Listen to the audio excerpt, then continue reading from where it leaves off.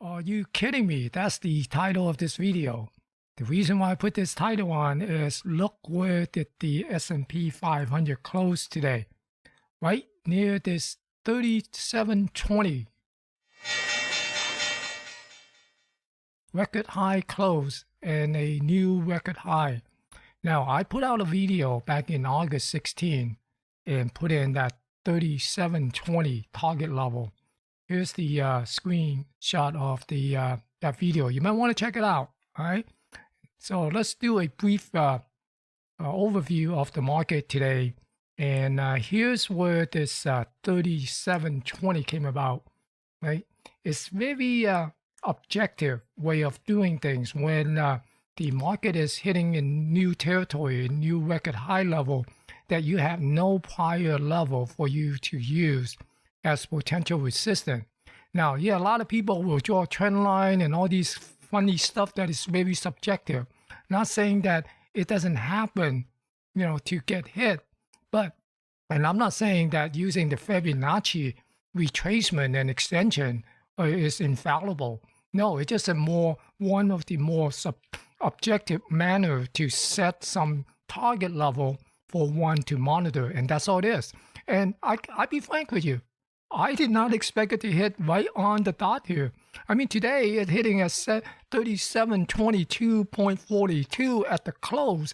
I mean, you can't get any closer than that other than hit it right on the number, right? Well, I did not expect that, but I do expect it to tag that level and show me some price action. But closing at that level, wow. Are you kidding me? Okay, let's go and take a look at it and be a little bit more serious now to see where are some of the projected levels that we might see, in the near term for the S&P 500. Again, these are projected level. I'm not saying that it will hit there. It's just that when it get close to these level, we watch for price reaction to see what kind of price action we'll see those indexes will do. Then we will make adjustment along the way. That's the only way to play this game here. When you get up to the new high territory where there is no previous historical level for you to use as potential resistance. Here's what we've been looking at. Remember, right? The scenario that has always been we were coming back to this pivot high and get a bounce off of that at 3645.99. And then we'll say once it get a bounce, we'll continue to push up to this 3720 level. And the next level to hit is the 3800 level.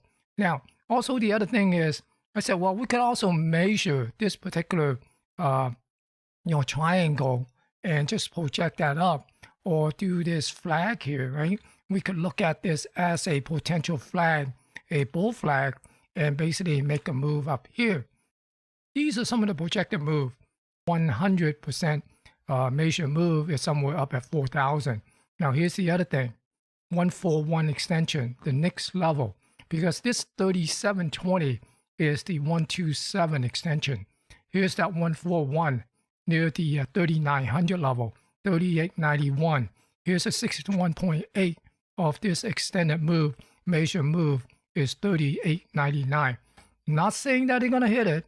When you do things like this, using the Fibonacci retracement or extension, there's nothing subjective about using this pivot high because that was the last high, and this low here, right, the March pandemic low, and use that swing and extend it up and see what you get.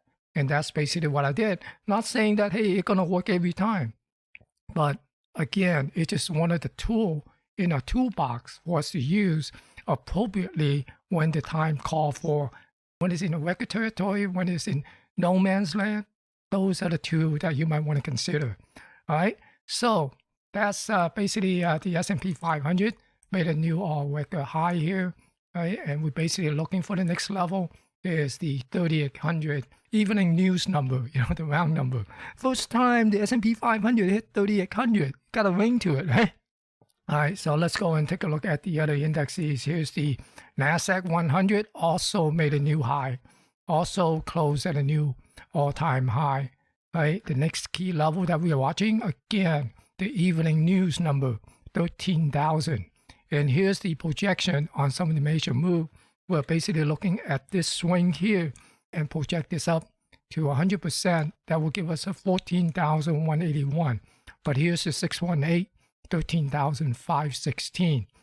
Remember the Dow Jones Industrial, we're saying that the Dow Jones Transportation, right here, the Dow Jones Transportation, right here closed at a new closing high, and the Dow Jones Industrial did not.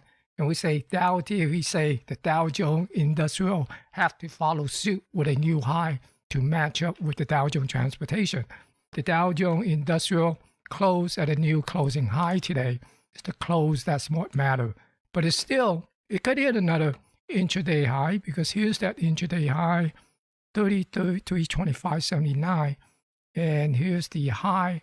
So this right here is the intraday high, 3,325.79.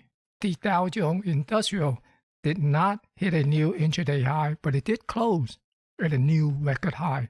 I mean a new closing high. Okay, so because the close is what counts, but we still expect the Dow Jones Industrial to make another high.